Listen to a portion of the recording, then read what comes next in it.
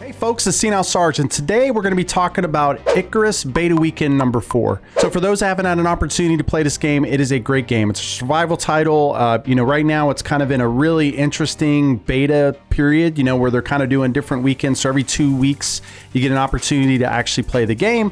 So we've been enjoying it. We've actually been here since the first beta, and we're looking forward to the next beta. I think the best part of the game is leading wildlife to your friends. I mean, that's what we do, right? We lead bears to friends to let them eat them. Or maybe your house catches on fire. Either of those two are exciting, and we'd love to actually see them. So if you haven't had an opportunity to play the game, you can absolutely subscribe and like this channel, because that's what we cover. We cover a lot of Icarus. We're going to be doing all the beta weekends, and then of course these news updates to make sure that you have the greatest and really the newest news.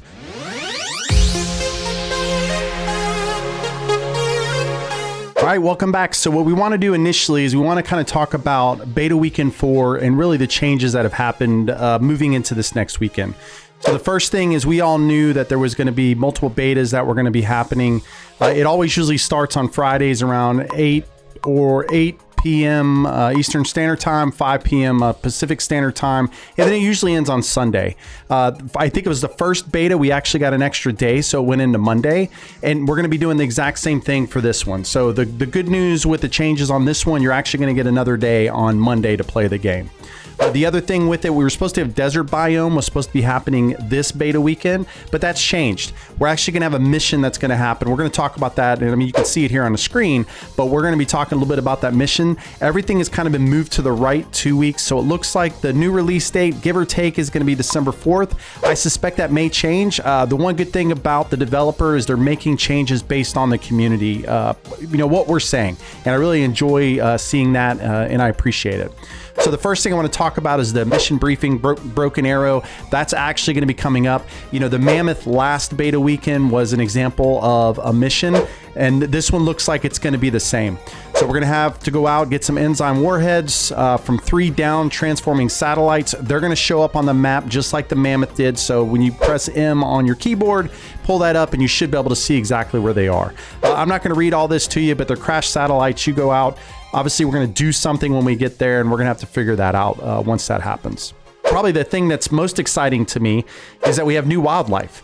So not only now do I get to take bears and wolves to attack those that play with me, I now looks like I have a panther that I can take to them. So I am already stoked about this weekend. I think what's going to be interesting though is, where are these panthers at? Are they in rocks? Are they on trees? And then they jump on players? I mean, that would add a whole new level of excitement. That's for sure. So I'm looking forward to both of those. We know that there's going to be a mammoth. They kind of mentioned that in here. And then also something about the largest polar bear seen roaming around on the ice. So that kind of gives me a feeling that we're going to have bigger polar bears. And for those that made it into the Arctic last time, there was already a crazy amount of polar bears. This is going to be interesting. The next thing is really an expanded playable area. We started the first beta was in the forest. The second one we expand a little bit more, and we just continued to expand. So what's going to be interesting with this beta weekend is that we now actually have an area that is in the southeast, I believe, is where they noted that it's going to be, which is interesting. So that'll open up some additional areas, and you can see the map here. Everything that was in blue was Beta Weekend 3 playable area, and then now you see down in the southeast, as I just said, you're going to see the yellow area, which is the updatable area. So that's interesting. I'm kind of looking forward to seeing how that is. Tech tree and the talent reset. What I didn't pay attention to last time was that we logged in and we just had all of our points there, and we could reassign them. It's going to be the same thing this time. You're going to log into the game, you're going to have an ability to have those points and then spend them the way that you need to.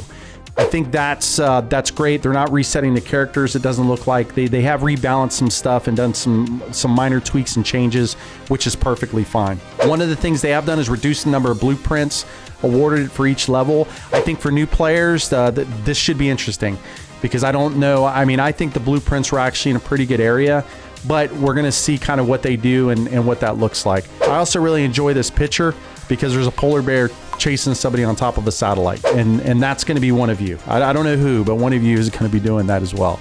The other thing they've added was more languages. There's a whole list here. Always love that they do that, get a worldwide audience to come in and be able to play the game, so I truly appreciate them taking the time to do that. And then really from a patch notes, there's a lot of patch notes. I'm actually going to put that in the description for you. I'll also up here in the top left, I'll post all the playlists for Icarus, so you can watch those videos and kind of see what we've been doing. But from this list, the things that I think are probably the things I should mention: the rain reservoir now has slots for both ice and for containers. That's cool. We didn't have that before. There's also now you can turn leather into rope, which is a positive because we know we needed a lot of rope last time.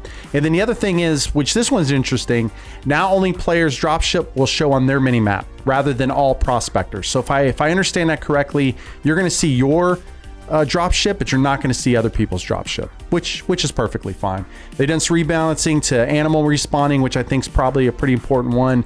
They've done some other stack fixes, and then most of the rest of it are just improvements to the game, some instability or just things that you would see like trying to shovel and you would glitch out and things like that. So either way, I hope to see you this weekend at Beta Weekend 4. If you're looking for a community to come play with, come join us at discord.gg/rallypoint. We'd love to have you. It'll also be in the description below.